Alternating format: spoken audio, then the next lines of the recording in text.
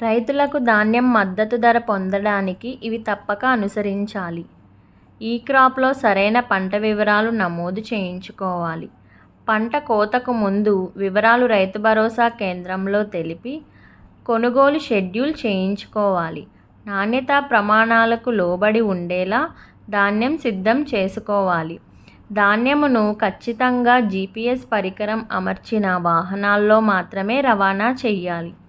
గోనె సంచులు మరియు హమాలీలను ఒకవేళ రైతు కనుక ఏర్పాటు చేస్తే ఆ ఖర్చులు రాబట్టుకోవడం కోసం వాటి వివరాలను ఆన్లైన్లో తప్పనిసరిగా నమోదు చేయించుకోవాలి. ధాన్యం అమ్మే సమయంలో ఎటువంటి ఇబ్బంది ఎదురైనా వెంటనే టోల్ ఫ్రీ నెంబర్ 1967కు ఫోన్ చేసి తెలియచేయాలి. ధాన్యం కొనుగోలులో FTO తీసే ముందు రైతు బయోమెట్రిక్ ఖచ్చితంగా వేయాలి. మద్దతు ధర క్వింటాకు ఏ గ్రేడ్ రకము 2203 రూపాయలు, సాధారణ రకము 2183 రూపాయలు. 75 కేజీల బస్తాకు ఏ గ్రేడ్ రకము 1652 రూపాయలు, సాధారణ రకము 1637 రూపాయలు.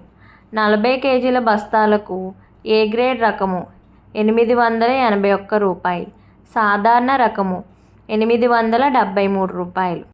నాణ్యతా ప్రమాణాలు మట్టి, రాళ్ళు, ఇసుక మొదలగు వ్యర్థ పదార్థాలు 1%, గడ్డి, చెత్త, తప్ప, కలుపు విత్తనాలు 1%, చెడిపోయిన, రంగు మారిన, మొలకెత్తిన, పురుగు తిన్న ధాన్యపు గింజలు 5%, పరిపక్వం కాని, ముడుచుకుపోయిన, వంకర తిరిగిన ధాన్యపు గింజలు 3%, తక్కువ శ్రేణి ధాన్యపు గింజలు లేక కేలీలు 6%, తేమ లేక నిమ్ము 17%. ఈ నాణ్యతా ప్రమాణాలను రైతులు తప్పక పాటించాలి.